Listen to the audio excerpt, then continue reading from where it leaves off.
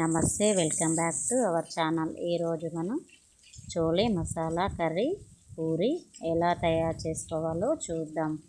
మనం చోలే మసాలా కోసం నల్ల శనగలైనా వాడుకోవచ్చు, తెల్లై దొడ్డు శనగలు కూడా వాడుకోవచ్చు. నా దగ్గర అయితే నల్ల శనగలు ఉన్నాయి, నేను ఇవే వాడుకుంటున్నాను. 2 కప్పుల నల్ల శనగలు తీసుకుంటున్నాను.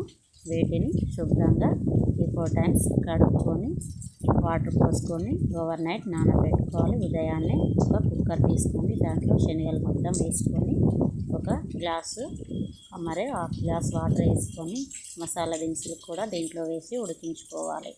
దీంట్లో 3 బిర్యానీ ఆకు, 4 ఇలాచి, 4 లవంగా, ఒక స్టార్ మొగ్గ వేసుకొని ఒక 2 ఇంచుల దాల్చిన చెక్క కూడా వేసుకోవాలి. కొద్దిగా ఉప్పు, కొంచెం ఆయిల్ వేసుకొని ఉడికించుకోవాలి మూత పెట్టుకొని. ఇప్పుడు స్టవ్ పైన పెట్టుకొని ఉడికించుకుందాం.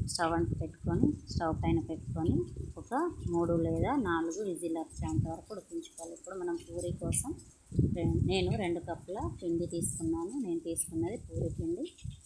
కొంచెం చిటికెడు ఉప్పు, కొంచెం ఆయిల్ వేసుకొని మెత్తగా వాటర్ పోసుకుంటూ మెత్తగా కలుపుకోవాలి. పిండి మెత్తగా కలుపుకుంటే పూరీలు చాలా మెత్తగా వస్తాయి. ఇప్పుడు ఈ విధంగా కలుపుకొని పక్కన పెట్టుకుందాం. ఇప్పుడు కుక్కర్ చూద్దాం. కుక్కర్ 4 విజిల్లు వచ్చేసాయి. దీంట్లో ఉన్న ఆవిరిపోయేంత వరకు పక్కన పెట్టుకొని వేడి చేద్దాం. ఇప్పుడు కర్రీకి కావాల్సినవి ఒక పెద్ద టమాటా, 2 చిన్న ఉల్లిగడ్డ చిన్న ముక్కలుగా చేసుకొని మిక్స్ చేసుకుంటున్నాను.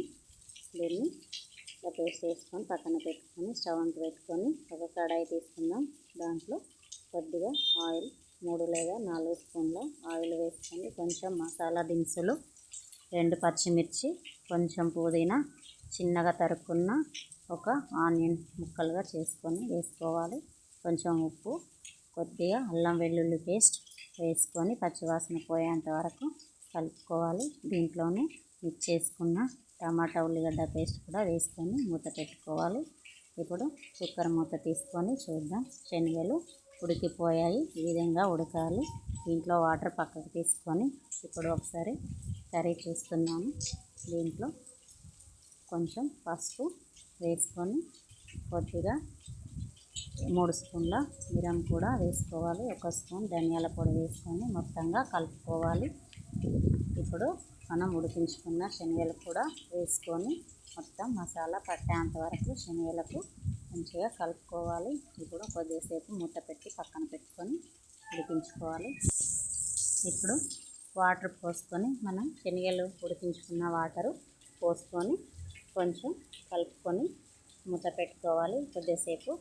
ఇప్పుడు మనం పూరి తయారు చేసుకున్నాం. పిండి మెత్తగా నానిపోయింది.